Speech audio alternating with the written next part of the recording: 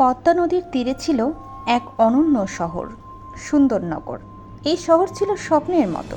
সোনায় মোড়া রাস্তা, রূপার জলধারা আর রাজপথ জুড়ে ফুলের গন্ধ।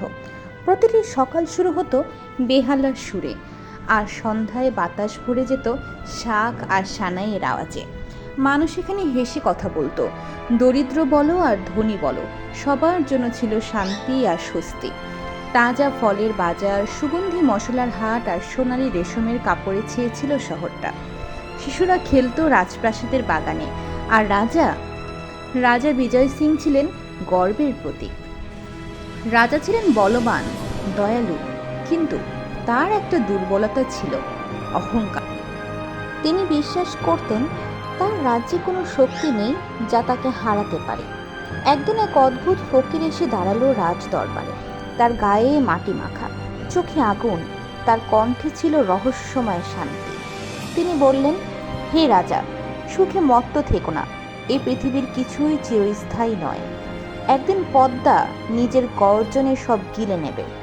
রাজা হেসে বললেন, পদ্মা আমার রাজ্যের সীমান্তে, আর আমি এই রাজ্যের ঈশ্বর। তুমি কে আমাকে সাবধান করার?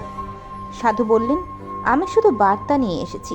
যদি অহংকার না ছাড়ো, তবে এই রাজ্য থাকবে না, থাকবে শুধু তার গল্প। রাজা করুণ ভরে বললেন, তুমি অভিশাপ দিতে এসেছো? তবে শোনো, আমার রাজ্যকে কেউ ধ্বংস করতে পারবে না। সেই রাতে শহরে বদল দেখা গেল। পাখিরা উড়ে যেতে লাগলো শহর ছেড়ে। নদীর জল অকারণে ঘোলা হয়ে উঠল। আকাশের ছায়া দেখা গেল দিনের আলোতেও।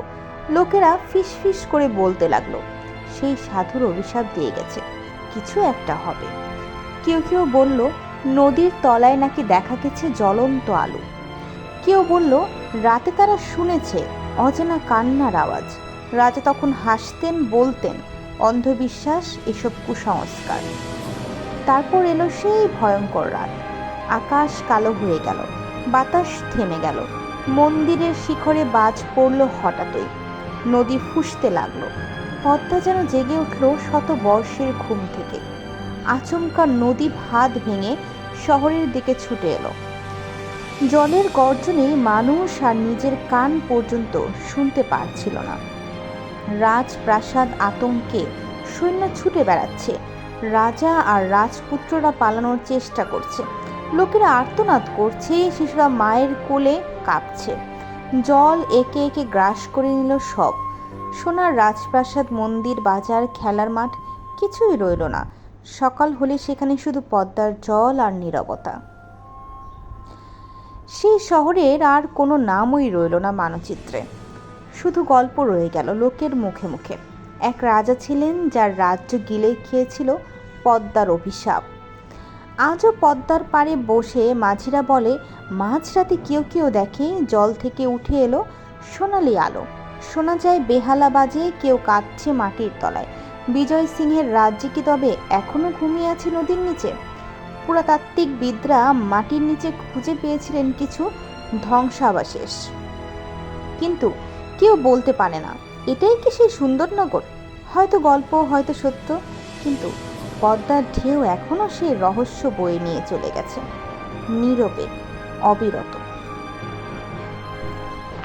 পদ্মা নদী ঘিরে এমন অনেক লোককথা এখনো শোনা যায়। যেমন কেউ কেউ বলেন, মাঝরাতে কেউ যদি একা পদ্মার ধারে দাঁড়ায়, তখন দূর থেকে ভেসে আসে এক পার্কে, যার ভেতরে দেখা যায় এক বউ সাজানো, কিন্তু কাছে আসলে সে মিলিয়ে যায়। একবার পদ্মায় তীরে এক রাজকন্যা সোনার হার ফেলে দেন। নদী সেই হার গিলে নেয়। তারপর থেকে ওই এলাকা ধীরে ধীরে নদীতে বিলীন হতে থাকে। অনেকে বলেন হারটা ছিল এক অভিশপ্ত অলংকার।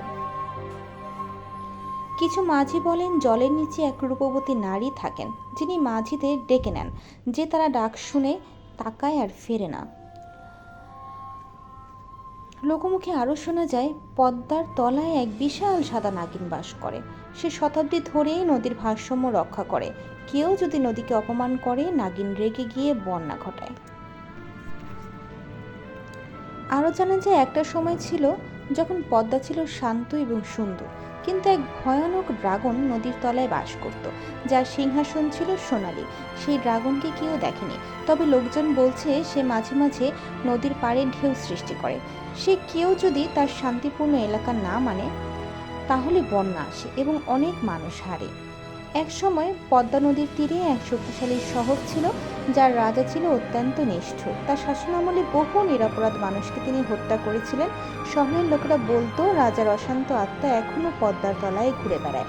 আজও শোনা যায় চাঁদের রাতে পদ্মার তলায় এক রহস্যময় কবরের নকল সুর উঠে আসে।